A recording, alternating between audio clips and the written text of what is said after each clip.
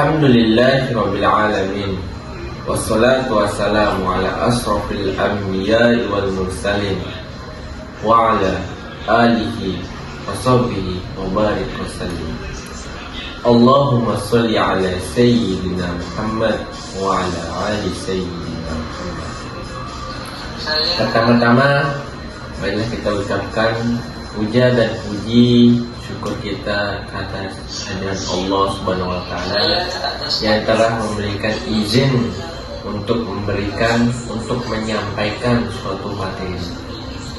Yang kedua kalinya tak lupa kita aturkan selawat dan salam kepada junjungan Nabi besar kita Nabi Muhammad sallallahu alaihi wasallam, karena beliau pada zaman dahulu kala berjuang mati-matian untuk memerdekakan umatnya, untuk memberikan yang terbaik terhadap umatnya dan memberikan contoh teladan terhadap umatnya. Oleh karena itu, marilah kita mengucapkan selawat. Allahumma sholli ala sayyidina Muhammad. Pada kali ini nama saya Dani Noval Pranggandharma, bisa dipanggil Noval. Saya kelas 3C, NIM saya 2301005.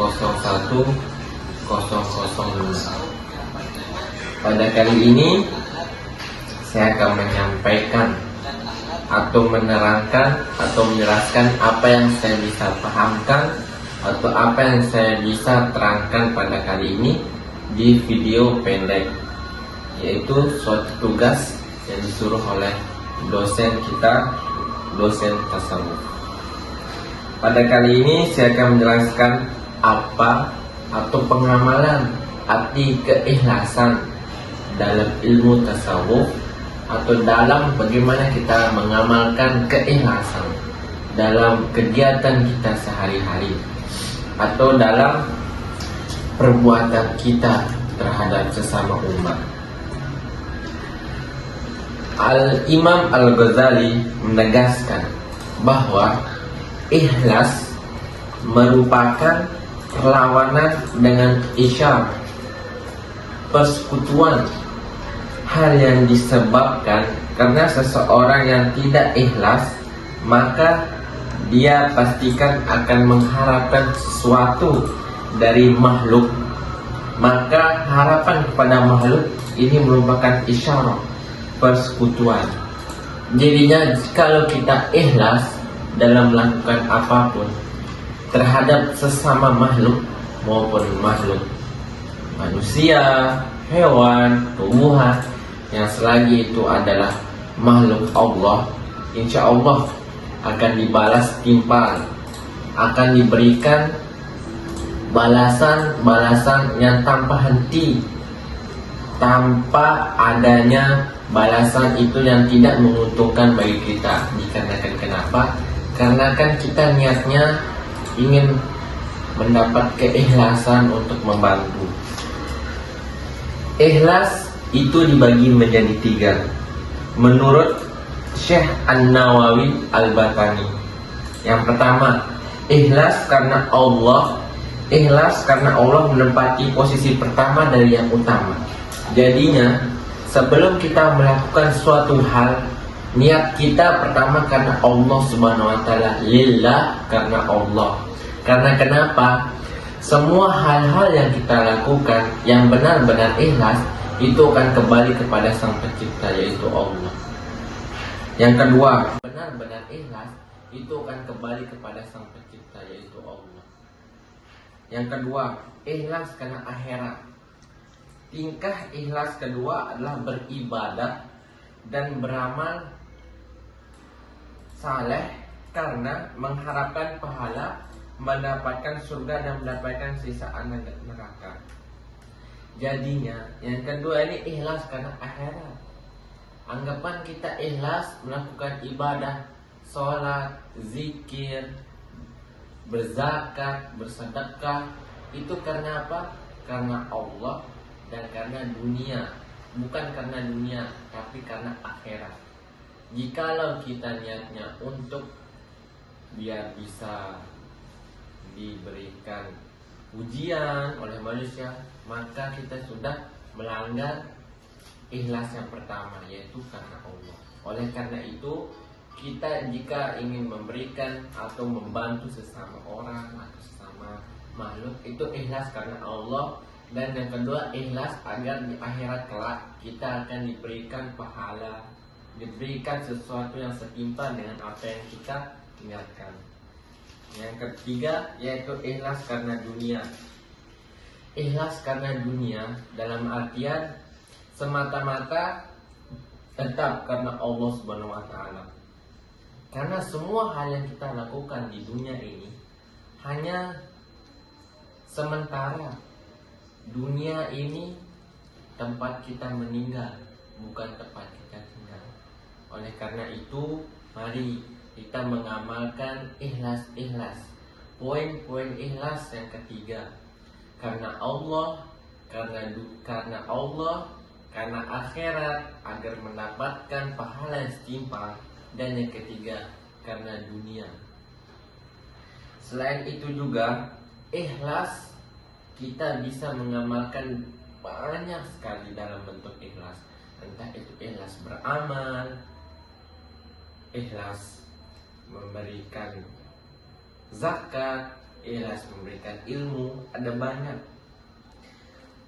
Hakikat ikhlas menurut Imam Al-Ghazali, hakikat ikhlas adalah ia berkata, ketahuilah bahwa setiap sesuatu itu bisa dibayangkan agar tercampur oleh sesuatu yang lain.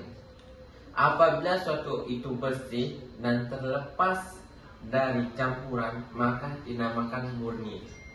Perbuatan yang bisa menjernihkan dan membersihkan dinamakan ikhlas. Jadinya kalau kita bisa membersihkan, menjernihkan, seperti misalkan air yang kotor, sudah kotor, bau, banyak sampah, banyak dadoro, dan kita di sana ikhlas karena Allah Subhanahu wa taala ingin membersihkan lillah, karena akan dunia ini agar bersih, insya Allah Allah akan membalas semua hal-hal yang kita lakukan. Yang satu sampah bisa mendapatkan satu pahala. Ikhlas bukan karena ingin dipuji, bukan karena keren nih biar bisa dipuji oleh sekitar, tapi karena Allah Subhanahu wa taala. Jikalau kita sudah menjernihkan dan membersihkan, di sana dinamakan namanya ikhlas.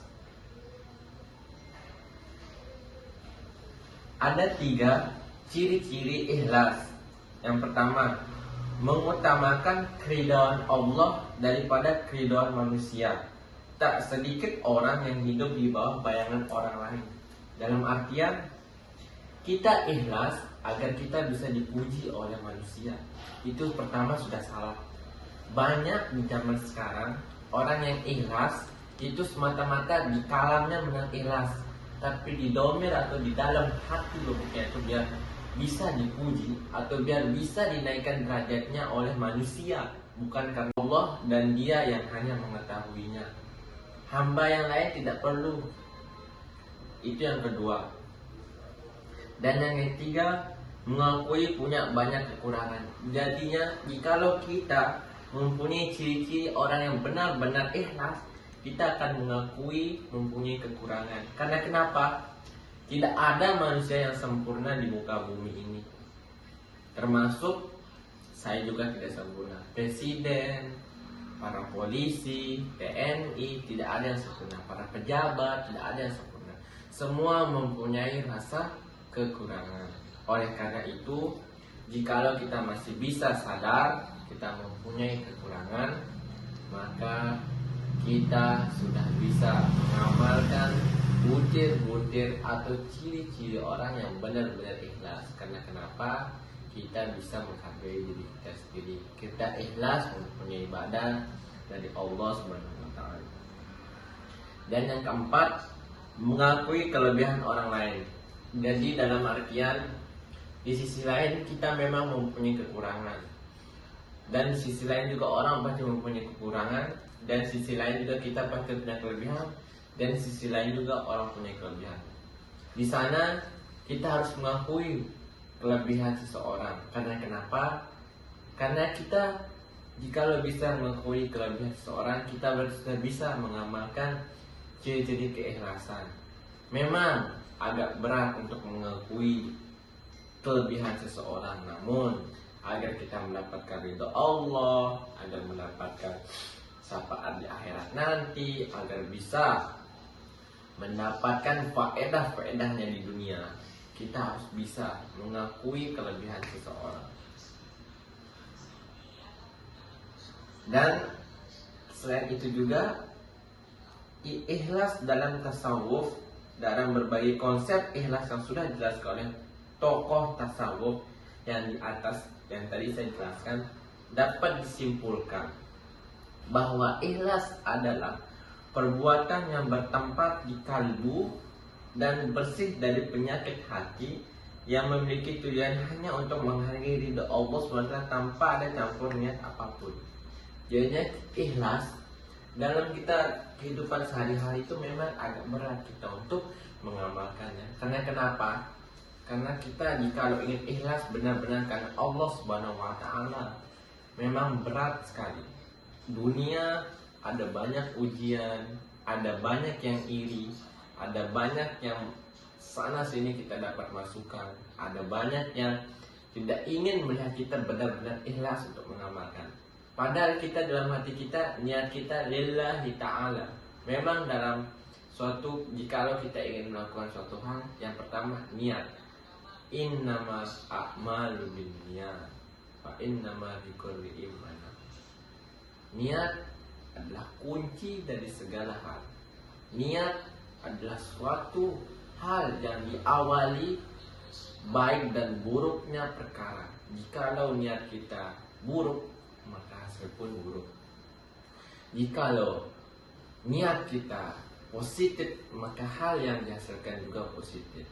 Oleh karena itu, mari mulai sekarang, mulai ke depannya, mulai bulan depan, mulai tahun depan, niatkan hal-hal yang positif saja. Hal negatif dibuang dan lakukan hal-hal yang positif yang bisa menimbulkan kontribusi terhadap diri kita sendiri, bisa mengkontribusi terhadap lingkungan, keluarga, teman, orang tua, sekolah, kampus, kantor. Agar kenapa? Agar hidup kita ini semata-mata karena Allah Subhanahu wa Ta'ala. Ikhlas dunia wal akhirat. Dunia ini tidak akan ada yang benar-benar ingin menerima keikhlasan. Mendapatkan faedah-faedahnya di dunia, kita harus bisa mengakui kelebihan seseorang. Dan selain itu juga ikhlas dalam tasawuf, dalam berbagai konsep ikhlas yang sudah dijelaskan oleh tokoh tasawuf yang di atas yang tadi saya jelaskan, dapat disimpulkan bahwa ikhlas adalah perbuatan yang bertempat di kalbu dan bersih dari penyakit hati, yang memiliki tujuan hanya untuk menghargai ridha Allah SWT tanpa ada campur niat apapun. Jadinya ikhlas dalam kita kehidupan sehari-hari itu memang agak berat kita untuk mengamalkannya. Karena kenapa? Karena kita jika ingin ikhlas benar-benar karena Allah Subhanahu wa Ta'ala, memang berat sekali. Dunia ada banyak ujian, ada banyak yang iri, ada banyak yang sana sini kita dapat masukan, ada banyak yang tidak ingin melihat kita benar-benar ikhlas untuk mengamalkan. Padahal kita dalam hati kita, niat kita lillahi ta'ala. Memang dalam suatu, jikalau kita ingin melakukan suatu hal, yang pertama niat. Innama a'malu binniyat fa innama likulli imrin. Niat adalah kunci dari segala hal. Niat adalah suatu hal yang diawali baik dan buruknya perkara. Jikalau niat kita buruk, maka hasil pun buruk. Jikalau niat kita positif, maka hal yang dihasilkan juga positif. Oleh karena itu, mari mulai sekarang, mulai ke depannya, mulai bulan depan, mulai tahun depan, niatkan hal-hal yang positif saja. Hal negatif dibuang dan lakukan hal-hal yang positif yang bisa menimbulkan kontribusi terhadap diri kita sendiri, bisa mengkontribusi terhadap lingkungan, keluarga, teman, orang tua, sekolah, kampus, kantor. Agar kenapa?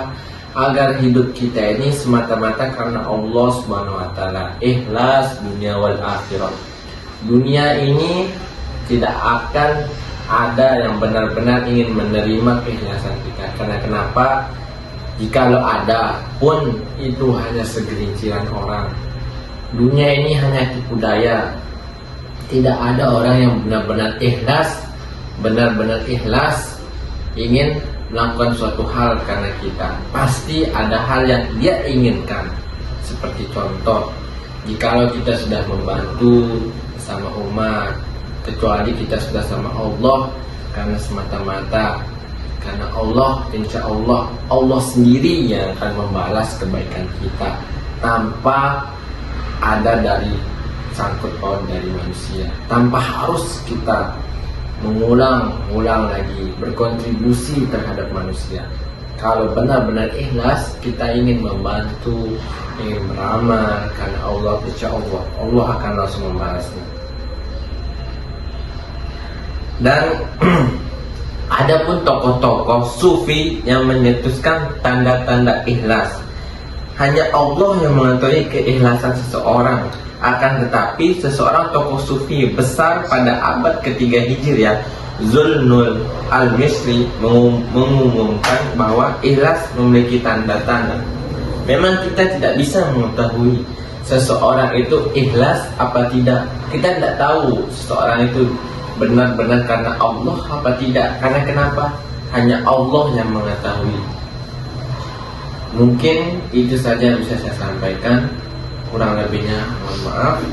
Wassallallahu ala sayyidina Muhammad walhamdulillahi rabbil alamin. Assalamualaikum warahmatullahi wabarakatuh.